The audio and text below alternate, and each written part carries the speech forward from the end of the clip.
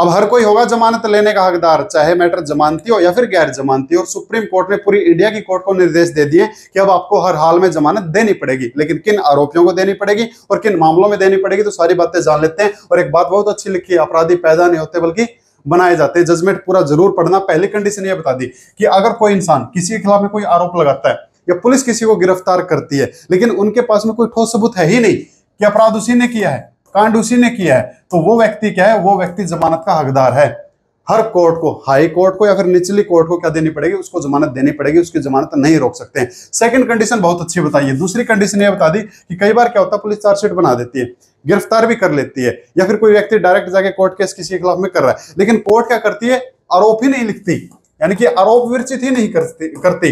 तो जब तक उसके खिलाफ में आरोप विरचित नहीं होते, उससे पहले पहले क्या है, वो जमानत लेने का हकदार है। कई बार कोर्ट 6-6 महीने भी नहीं करती, 2-2 महीने नहीं करती, 1-1 महीना नहीं करती। तो जब तक कोर्ट ने आरोप विरचित नहीं किए, चार्ज फ्रेम नहीं किए, उससे पहले पहले क्या है, जमानत लेने का हकदार है, उसको जमानत देना पड़ेगा। तीसरी कंडीशन और अच्छी बता दी कि जो व्यक्ति जमानत लेने के लिए आया है और वो अगर कोर्ट की सारी शर्तें मानता है, यानी कि सारी शर्तें मानने के लिए तैयार है कि हाँ जी जब बुलाओगे तब आऊंगा, देश छोड़ के नहीं जाऊंगा, शहर छोड़ के नहीं जाऊंगा, जो कहोगे वही, ठीक है, तू कहे तो भोगू, तू कहे तो काटू, वो वाला काम, सारी शर्तें मानने के लिए तैयार है, तो फिर कोर्ट को जमानत देनी पड़ेगी ही पड़ेगी। आप उसकी जमानत नहीं रोक सकते, क्योंकि स्पेशल बताया कि भाई हर इंसान के पास में ना आर्टिकल 21 है, हर किसी के पास में जीने का अधिकार है। अभी तक वो सिर्फ आरोपी है, दोषी नहीं है। दोषी होने के बाद तो चलो उसको जेल में भेजेंगे, लेकिन अभी तक वो सिर्फ आरोपी है। आप उसको जमानत दे सकते हो, क्या पता कल को बाइज्जत बरी भी हो जाए और आप उसको ऐसे कैद में रखो, तो ये तो उसके खिलाफ में फिर नाइंसाफी हुई। तो हर इंसान के पास में आर्टिकल 21 है, जीने का अधिकार है।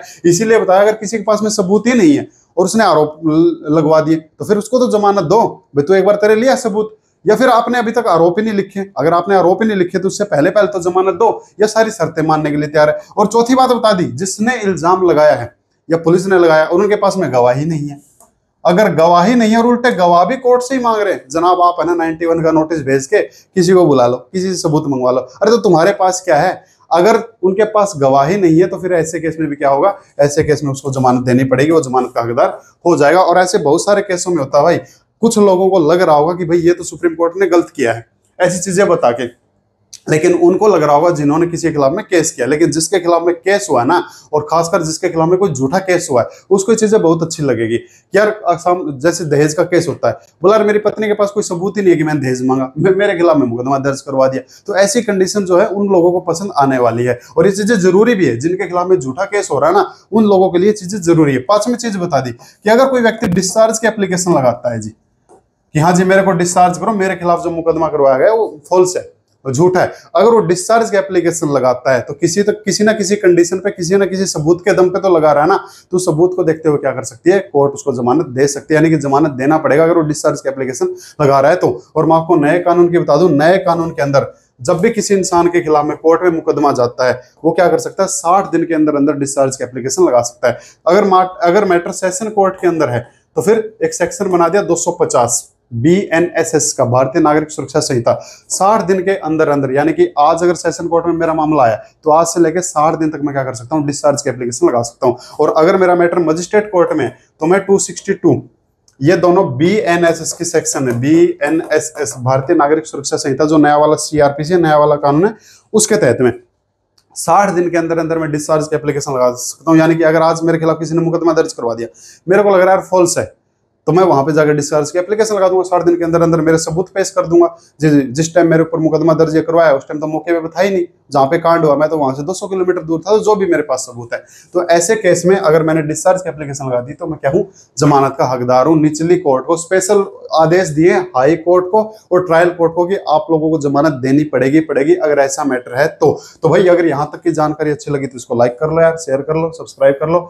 अब मैं आपको दिखा भी देता हूँ, सबूत जरूरी होता है हर चीज का, है ना, क्योंकि अब इंसान से ज्यादा भरोसा गूगल पे होने लगा है और ऐसे जजमेंट पे होने लगा। देखो भाई सुप्रीम कोर्ट क्या कहता है, ये सुप्रीम कोर्ट का मैटर है, और मैं मेरे भाइयों को इसकी तारीख भी दिखा देता हूँ। कुछ कहेंगे यार तो पुराना जजमेंट ठाला है यार, ठीक है, चलो तारीख भी दिखा देता हूँ। पहले मुद्दे पे आ जाते हैं। पक्षों की ओर से पेश विद्यमान वकील को सुनने और रिकॉर्ड पे मौजूद सामग्रियों को देखने के बाद हम निम्नलिखित पहलुओं को ध्यान में रखते हुए अपीलकर्ता के पक्ष में अपने विवेक का प्रयोग करने के लिए इच्छुक है। अपीलकर्ता बोले तो जिसके खिलाफ में आरोप लगाए गए थे, यानी कि जो एक्यूज है उसके खिलाफ में सुप्रीम कोर्ट ने उसको दे दिया कि हाँ भाई हम तेरे पक्ष में फैसला देने के लिए क्या है, इच्छुक हैं।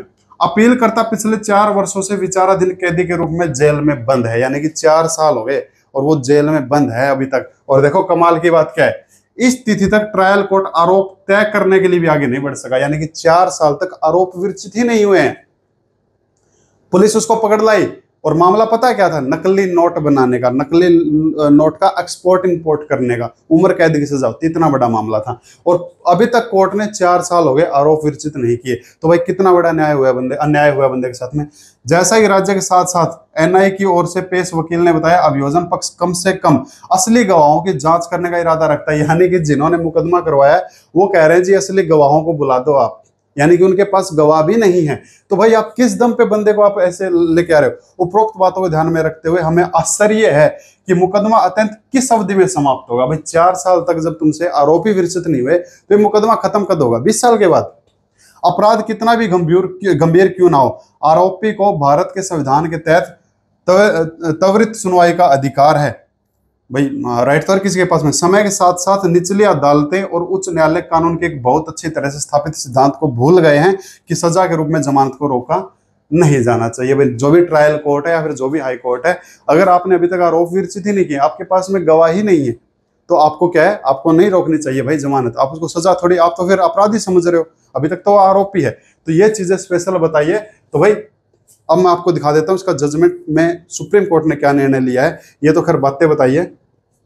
आजा भाई आजा, नीचे आजा, नीचे कहाँ गए। इसके अंदर कुछ है ना, जजमेंट के हवाले दिए गए हैं, ठीक है, तब ये चीजें होती है। लेकिन लेके चल 18, अपराधी पैदा नहीं होते बल्कि बनाए जाते हैं। हर किसी में मानवीय क्षमता अच्छी होती है, इसलिए किसी भी अपराधी को कभी भी मुक्ति से परे न लिखें। भाई कोई भी आरोपी है, ठीक है, तो आप उसको यार आजादी की सोचो, क्या पता कल को बाइज्जत बरी हो जाए। अब देखो 4 साल तक बंदा जेल में बंद है, कोई जमानत नहीं मिली। कल को अगर कोर्ट कह देगी इसके ऊपर तो कोई मामला बनता ही नहीं, अब उसकी लाइफ के 4 साल का जिम्मेदार कौन होगा? कोई नहीं है, कोई नहीं सुनने वाला। तो कोर्ट ने स्पेशल लिखा, भाई मुक्ति से परे न लिखे। अपराधियों, किशोरों और वयस्कों के साथ व्यवहार करते समय इस मानवतावादी सिद्धांत को अक्सर नजरअंदाज कर दिया जाता है, चाहे मैटर किसी अपराधी का है, किसी बच्चे का या किसी अडल्ट का है। तो भाई ऐसे सिद्धांत को क्या, ये जो आर्टिकल 21 है ना, सबके पास है, इसको नजरअंदाज मत करो। दरअसल हर संत का एक अतीत होता है, ऐसे ही कोई इंसान संत नहीं बनता। देखो कितनी बड़ी बड़ी और कितनी गहरी गहरी बातें लिख रखी है, ठीक है। जजमेंट को पूरा जरूर पढ़ना, बहुत अच्छी अच्छी बातें इसके अंदर। और हर पापी का एक भविष्य होता है, ये भी सच है ना। वो क्या कहते थे कबीर जी कि जो बोएगा वो काटेगा। तो हर पापी का एक भविष्य भी है और हर संत का एक अतीत भी है, ऐसे ही कोई संत नहीं बनता। जब कोई अपराध किया जाता है तो अपराधी से अपराध करवाने के लिए कई प्रकार के कारक जिम्मेदार होते हैं, यानी कि एक अकेला इंसान जिम्मेदार नहीं है। कारक बोले तो आसपास के तत्व। कई बार क्या होता है, फैमिली प्रेशर भी इतना हो जाता है, ठीक है। ये जो होते हैं ना कि पत्नी के साथ में घरेलू हिंसा हो रही है, तो बहुत सारी पत्नियां जानबूझ के टॉर्चर भी करती हैं, जानबूझ के उकसाती हैं कि मेरे साथ लड़े, जानबूझ के गुस्सा, बिना बात का गुस्सा भी करती हैं। तो वो जो कारक है ना, ऐसी कोई इंसान अपराधी नहीं बनता है। तो वे कारक सामाजिक और आर्थिक हो सकते हैं, मूल्य श्रेणी या माता पिता की अपेक्षा का परिणाम हो सकते हैं, हो सकता है कि परिस्थितियों के तनाव के कारण या गरीबी या अन्य भाव के विपरीत संपन्ना के माहौल को प्रलोभनों की अभिव्यक्ति के कारण, यानी कि कोई भी कारण हो सकता है। कोई भी अपराधी अगर बनता है तो वो अपनी मर्जी से नहीं है, कोई भी रीजन हो सकता है, गरीबी भी हो सकता है। भाई आजकल इंसानों के शौक बड़े बड़े हैं, हर किसी को स्कॉर्पियो एन चाहिए, वो क्या बोलते हैं 1.5 लाख वाला फोन चाहिए। तो अब कमाई इतनी है नहीं, तो फिर क्या है, अपराधी बनने का कोई भी कारण हो सकता है। यदि राज्य या संबंधित न्यायालय सहित किसी भी अभियोजन एजेंसी के पास संविधान के आर्टिकल 21 के तहत निहित त्वरित सुनवाई के लिए आरोपी के मौलिक अधिकार को प्रदान करने, उसकी रक्षा करने के लिए कोई साधन नहीं है, तो राज्य या किसी अन्य अभियोजन एजेंसी को इसका विरोध नहीं करना चाहिए। इस आधार पर जमानत की याचिका के लिए किया गया अपराध गंभीर है। संविधान का अनुच्छेद आर्टिकल 21 के तहत प्रकृति पर ध्यान दिए बिना लागू होता है। हम यह जोड़ने में जल्दबाजी कर देते हैं कि याचिकाकर्ता अभी भी आरोपी है, दोषी नहीं है। सीधी सी बात है भाई। तो ये कोर्ट को चीज सोचना चाहिए कि अभी भी वो आरोपी है, दोषी नहीं है। और आरोपी है तो उसके पास में आर्टिकल 21 है, क्या पता कल को जो आरोप उसके खिलाफ में लगे वो झूठे हैं, उनके पास में सबूत ही नहीं है, उनके पास में गवाही नहीं है, अभी तक चार्ज नहीं लगाया, तो यार फिर उसको छोड़ो, उसको क्यों रखा हुआ है। आपराधिक न्याय शास्त्र की सर्वव्यापी धारणा है कि किसी आरोपी को तब तक निर्दोष माना जाता है जब तक कि दोषी साबित न हो जाए, जो भी मैंने बताया। इसे हल्के में नहीं लिया जा सकता, भले ही कार्रवाई जो है सजा कितना भी सख्त, भले ही उसके मामले में सजा कितनी भी सख्त क्यों ना हो। जैसे इस मामले में जो था उम्र कैद की सजा है, नकली नोट का एक्सपोर्ट इंपोर्ट करना, कितना उम्र कैद तक की सजा इसमें होती है। तो अब इससे गंभीर सजा तो सब में ही होती है, जैसे मर्डर की यही सजा होती है।